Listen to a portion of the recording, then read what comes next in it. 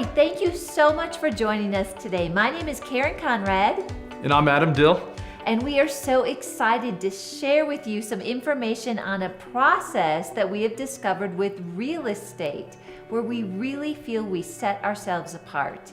Well, one of the things that I had noticed before I got into real estate is I was an outsider looking in, and I was always wondering, I was like, man, where are those guys, like the Property Brothers? Where are Chip and Joanna Gaines? How do you find realtors who you can talk to, who understand construction, who understand value proposition, and can look at a home from a value standpoint of, you could sell it for X as is, or you could do A, B, and C to it and sell it for Y. It's all about finding out what buyers are looking for, providing it to them, and they're willing to pay a premium for it.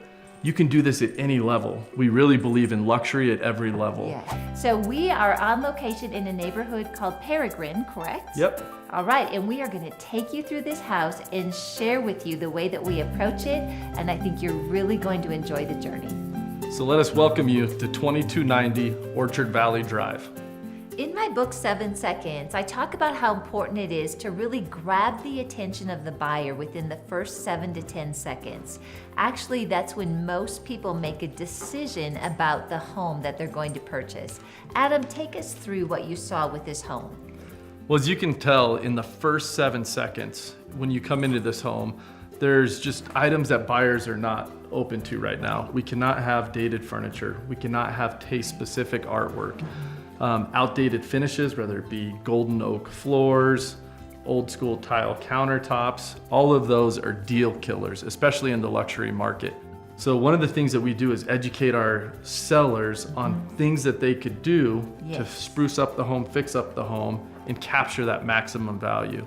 So as you can see in here, it's a very well-appointed home with just a lot of dated elements to it. One of the things that Adam and I have the most fun with is taking what I would call maybe a design blunder, dare I say? Seen a few of those. Yes, and turn it into something that absolutely looks on purpose. And Adam, this house is a great example. Can you take him through what we're doing in the dining room? So we have this formal dining room, and it's kind of a confusing point. It's got the same carpet as the family room. It's got the same carpet as the stairs. It has this floating fireplace, a lot of things that just didn't make sense. But with our plans for up here on extending the hardwood floors out here, doing a marquee fireplace, updating our light fixture, just little changes, little touches like that are gonna transform this to something that's going to have purpose and it's going to have elegance, which is even better. At this price point, we have to have that elegant factor. We do, especially because it's like the first room that they see when they walk into the house. Let's take them into the room. As you can see, this dining room is elevated, which is actually, you were telling me, is a pretty common style in homes that were built around this time. This was built in 2000. Yep. So it could look very dated. However, with the items that you were talking about, we are going to make this dining room look amazing. So one of the features in this home is it has brass handles. Oh, right? Everywhere, our right? favorite. I'm sure your favorite. And brass hinges. So initially we looked at it and we thought, gosh, can we switch these out to be black? And it just got to be way too many doors. So for example, to make those brass handles and those brass hinges look on purpose, we chose the coolest light fixture. I can't wait till you all see this. But it brings in brass, it brings in black, and it brings in off-white because we are also going to kind of spruce up the trim and make everything off-white throughout the house. Now, with a dated fireplace, that was a little bit of a challenge. I mean, the brass on the fireplace, the ceramic tile in this price range is not going to cut it, is it, Adam? No, definitely not. And especially ceramic tile that's apparently just floating off the ground. But we're going to actually rock this from the bottom to the top, and it's going to make it look amazing. Now, one of the questions we had in this house is, of course, the cabinets. Do we need to paint all the cabinets, or can we leave them the color that we are? Let's go to the kitchen. You know, when we first got in here, we had that tough decision. Do we take out the cabinets? Do we replace them? And just the more time that we spent in here, the more we realized that the architecture of these cabinets was actually something really special. Yes. And it was something that we could make even better.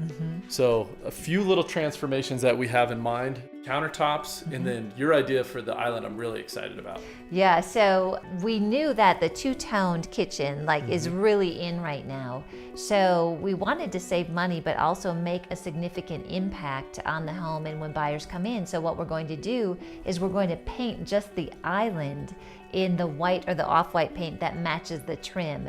That way it'll really set it off. It'll help it look very new and updated. And then when we bring in the granite, it's just gonna look amazing. And with the tile backsplash currently being that slate look, it's just really heavy and it's eating up all the light that's in this room. So even with the two large windows, the recessed can lights, all these things that buyers are looking for, it's getting lost on the really heavy tiles. So the tile selection that we made is this just gorgeous glass tile, really high reflective index. So this light that's getting eaten up is now going to become reflected, and this kitchen is going to be bright and beautiful. And you're going to see us clear a lot of the things off the top of the counters. We see that a lot. Counters, we just need to kind of simplify, declutter, depersonalize, and then I always remove things on top of the cabinets.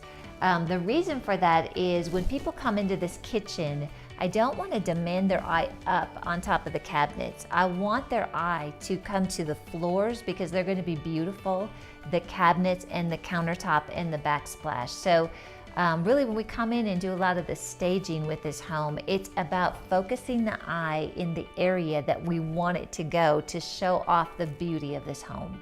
So stay tuned, going to be a really, really special kitchen that we're excited to bring you.